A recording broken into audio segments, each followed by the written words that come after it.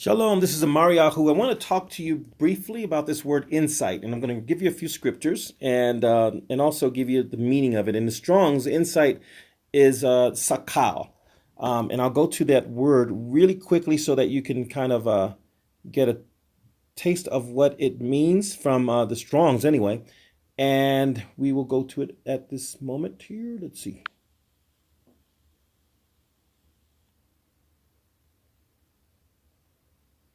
So this word wise is sakal, which also is where the word insight came from that is used in the scriptures, the version called the scriptures.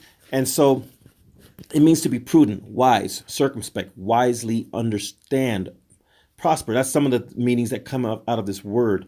Having this circumspect, this inner insight, this inner intellect. It also says to consider, expert, instruct, prosper, deal, give. And there's basically the ability to teach is also a component of someone with insight. A person with insight can not only just figure things out, but they can also teach what they figure out. As it relates to Torah now, Torah is the very key to this insight. So I'm going to give you a couple of precepts that go along with this word, and we will turn to it. Let me go back. Cancel this. All right, so let me read the verses first of all for first precepts that I get it from. So in Daniel chapter 12, it talks about Michael, the messenger of Yisra'ٰėl. He is the head messenger that is over Yisra'ٰėl. Okay, as we know, there's other princes and principalities over other nations, but Michael is over Yisra'ٰėl. So let me read it. Verse 1 of Daniel 12. Now at that time, Michael shall stand up, the great head who is standing over the sons of your people. He's referring to Yisra'ٰėl here.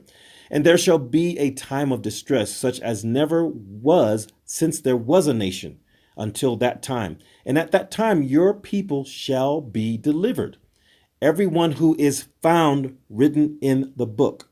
Verse 2, and many of those who sleep in the dust of the earth shall wake up, some to everlasting life, and some to reproaches and everlasting abhorrence. And verse 3, and those who have insight shall shine like the brightness of the expanse, and those who lead many to righteousness like the stars forever and ever. So here in the verse 3 is where I want to focus. And those who have insight, that's wisdom, that's intellect, that's the understanding, that deep understanding in terms of when you understand something fully, that's an insightful thing.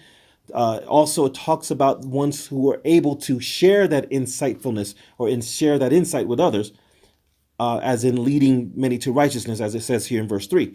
Those who have insight shall shine like the brightness of the expanse, and those who lead many to righteousness like the stars forever and ever. So this word insight, as I mentioned, sakal, is found in a few other verses. And I want to read those to you and let you know what this word insight and where it comes from. Where does this wisdom come from? Wisdom, true wisdom, not the wisdom that you get from sitting under a school teacher or the wisdom that you would get. There's different types, but the ultimate, the true wisdom, the wisdom that is perfect, only comes from Elohim through his Torah. And he makes it very, very clear. And first, let me go to Deuteronomy or Debarim 4 and verse 6. All right, so this is what happened when this is after the time that the children of Israel, after they came out of Egypt. But this is the words of Moshe through inspired by Elohim to give to them. And see, this is Moses talking. I'll read back. Let me go back a few. In fact, because I want to keep this in context, let me give you the context of it. Deuteronomy 4, verse 1. And now, O Yisra'eel, listen to the laws and the right rulings which I am teaching you to do, so that you live and shall go in and possess the land which Yahweh, Elohim of your fathers, is giving you. Do not add to the word which I command you, and do not take away from it, so as to guard the commands of Yahweh your Elohim, which I am commanding you. Verse, your eyes have seen what Yahweh did at Ba'al Pe'or, for Yahweh your Elohim has destroyed from your midst all the men who follow Ba'al Pe'or. All right. But you, who are clinging to Yahuwah your Elohim are alive today, every one of you. Verse 5. See, I have taught you laws and right rulings as Yahuwah my Elohim commanded me to do, thus in the land which you go to possess. And here's the kicker. Verse 6. And you shall guard to do them, for this is your wisdom and your understanding before the eyes of the people who hear all these laws, and they shall say, only a wise and understanding people is this great nation. All right, so guarding to do the commandments of Elohim, as it says here, this is your wisdom. The commands of Elohim is our wisdom and our understanding before the eyes of the people. So see here, it's spelled out. Insight comes from Torah. It comes from Elohim through his Torah. All right, so let's go to the searches on that word insight. And so a couple of other verses to help you understand what insight or wisdom is. Proverbs 1, verse 4. And I'll read actually just the other three verses leading up to it. The Proverbs of Shlomo or Solomon, son of David, sovereign of Yisra'Єl, for knowing wisdom and discipline, for understanding the words of understanding. And verse 3, for receiving the discipline of wisdom, righteousness, right ruling, and straightness. Verse 4, for giving insight or wisdom to the simple, knowledge and discretion to the young. Verse 5, the wise one hears and increases learning, and the understanding one gets wise counsel, for understanding a proverb and a figure, the words of the wise and their riddles. So this wisdom or this insight unlocks other insights. So it's one of those things, it's like a key. It's a key that comes through Torah, for knowing Torah. That's the key to it. All right, and so here, let me read verse 7, which is very interesting. Verse 7 goes, the fear of Yahuwah is the beginning of knowledge. Fools despise wisdom and discipline. So automatically, if you're not seeking out wisdom and you're not seeking out discipline and you're not seeking out insight, you are a fool. That's what this word is saying. But also, it also says that fools are locked out of this wisdom. They're locked out and they despise it because they are locked. Well, they don't despise it because they're locked out. They despise it. And as a result of their despising wisdom and discipline, they are locked out. Okay, verse 7. Again, the fear of Yahuwah is the beginning of knowledge. So this fear is not simply shaking in your boots type of fear, or is it simply just respect? Because we can respect a lot of people, but not be influenced by them. And you can look in government, you can look in all the other different places, and people have relationship, even parents, for instance. Children do respect their parents in part. Some do. But many times they can respect their parents, but not follow their parents or not be influenced by their parents entirely. And so that respect I'm referring to is yara. I have the correct letter. So let's go to, so I don't mislead anyone on this thing here. Let's go here. All right. So let's see. The fear is yara. So that's hey. All right. So that's a yod, resh, aleph, hey, or yod, resh, aleph. This word refers to fear and trembling. According to the Strongs, it also refers to, let's see here, fear, moral reverence, and so forth. Now, that's from a religious standpoint. But if you look at the word and break it down, yod is the hand of working. The resh is the head or the top. Then you have the aleph, which is strong leader. And also means powerful, and then you have the hey, which is behold. So this is basically a pointer to something greater. A better definition based on the modern Hebrew would be, or this Hebrew rather, would be one who is influenced by something. In other words, my fear, or the word fear, should be the result of the influence of someone greater. That's what that word yara is referring to. It's someone that's greater that's influencing me. And in the case of a mountain and a stream, that's a good picture where you have the mountain and then the stream just flows because of what we call gravity. But actually, the bottom line is the force of the mountain that's on the stream that causes it to flow down.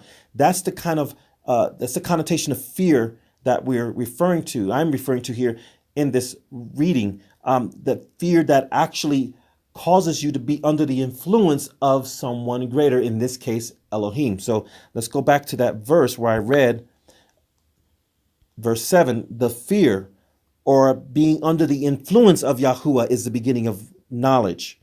Fools despise wisdom and discipline. So being under the influence. So whenever you see that Yarah, don't just think of trembling and don't just think of respecting someone, but think of being under the influence of something. And in this case, it rings more true to the Hebrew of being under the influence of Yahuwah is the beginning of knowledge. If he doesn't influence you, he cannot impart knowledge into you. If he doesn't influence a fool, if you will, or a simple person, then they cannot be a person that automatically walks in wisdom, because all wisdom, knowledge, understanding comes from Yahuwah. It comes from through his word to us. So to negate the Torah, to negate the word, to negate the law and say it's done away with, is negating knowledge, wisdom, understanding, insight. It's negating all these things, which is why we have what we have with the lostness in this world, and particularly in religions that say that the law is done away with. All right, so let's continue on with another verse in reference here to this word insight. Let's see if I can skip down. There's a couple of good ones here. All right, let me read Proverbs 8 and 5. All right, so I start at verse 1. Does not wisdom call and understanding lift up her voice? On the top of the heights along the way, between the paths she is taken her stand. Beside the gates leading to the city, at the entrances, she shouts, O men, I call to you, and my voice is to the sons of men. You simple ones, understand insight, and you fools, be of an understanding heart. So here you're seeing wisdom is being personified here in Proverbs 8, and is also referring to wisdom saying, I'm making this available to you. Simple ones in verse 5. Understand insight. So it's like shaking us up. Understand insight. You fools, be of an understanding heart. See, because having wisdom and insight leads you to righteousness. It leads you to being safe, and as it relates to the Most High. Because the world is not always going to continue in this condition that it's in. There's going to be a reckoning, a day of reckoning, as all the Torah prophets have foretold. And even in what we call the New Testament, Brit Hadashah, there's going to be an end to this. And so understand that you have to adhere to the laws, statutes, and commandments of Yahuwah in order to open the door to understanding, in order to crack the door open to insight, in order to have a heart that's of an understanding nature. And so seek Yahuwah, seek him, seek through his word, seek to understand his word by reading it from Genesis to Revelation. Even if you don't understand it at first, open the books, or the pages of the book rather, and go through each one. And as you go through, you're going to start to see patterns. Pray, of course, always pray before you read, and always ask him to breathe insight into your heart, into your mind, so that you will be able to put two and two together, so to speak. All right. So that's kind of what I wanted to land on. Let me see if I can find another verse to end this small discussion with. Let's see here. All right. So let me read Daniel 12. Let's see. In fact, let me do 12 verse 10, and we'll close out with that. So, all right. There's some good stuff here. Let me, I made some notes also, some side notes. Let's see. All right. So, all right, let me read verse 5 of Daniel chapter 12. Then I, Daniel, looked and saw two others standing, one on this bank of the river and on the other on that bank. And one said to the man dressed in linen who was above the waters of the river, how long until the end of these wonders? And I heard the man dressed in linen who was above the waters of the river, and he held up his right hand and his left hand to the heavens and swore by him who lives forever that it would be for an appointed time, and times half time, when they have ended scattering the power of the set apart people, then all these shall be completed. All right, so it takes a little wisdom and insight, and this is kind of like an example of having some wisdom and insight into those words. Notice here, I made a side note, says their power of righteousness, wisdom, and life in keeping Torah is what has been scattered. So what it says here, going back to verse 7 in the last part of it, where it says, and they have ended scattering the power of the set apart people. So the power of the set apart people of Yah is keeping the Torah, is guarding it with our dear life, so to speak, is walking in the righteousness and wisdom that comes out of Torah as a result of keeping Torah. Okay. And so in my side notes again, it says let me read it again. Their power of righteousness, wisdom, and life in keeping Torah is what has been scattered. So that's what's been scattered, as I mentioned. And then not the people per se. So the people, not just the people being scattered per se, but their power, which is inherently tied to their ability to keep Torah. Our power is in keeping Torah. We cannot and should never think that our power comes from anywhere else. It comes from keeping Torah because Torah is the word, the living word of Elohim. And that word came to flesh. If you read the New Testament, as they say, or the Brit Hadashah, that word became flesh in John or Yachanan chapter 1, verse 14. John chapter 1, verse 14, and the word became flesh and dwelt among us. And so I wanted to also focus on a couple of other scriptures. I read, I want to read to your attention is Deuteronomy 4, 1 through 45. So this scripture really should help you to understand this whole purpose of keeping Torah and why it's powerfully important. And then also Deuteronomy 6, 24 and 25. I read you some of Deuteronomy 4. Let me read you 6. These two verses here. And Yahuwah commanded us to do all these laws, to fear. There's that word fear again, as I mentioned earlier. This fear, yarar, is being under the influence, to be under the influence of Yahuwah, our Elohim, for our good always. Noticing that he is perfect, as the word says in Psalms 19. It says his word is perfect. If his word is perfect, why would we want to be influenced by anything or anyone else? Not only is his word perfect, but he is all powerful. He is Elohim, the Almighty. All right, so, and Yahuwah commanded us to do all these laws, to fear Yahuwah our Elohim for our good always, to keep us alive as it is today. And here's the last part. And it is righteousness for us when we guard or keep to do all this command before Yahuwah our Elohim as he has commanded us. So with that, I wanted to close out and just, I pray that you can glean something from what I've shared with you. And I pray that it helps in your growth as we all strive for the insight that only comes through Torah. Shalom.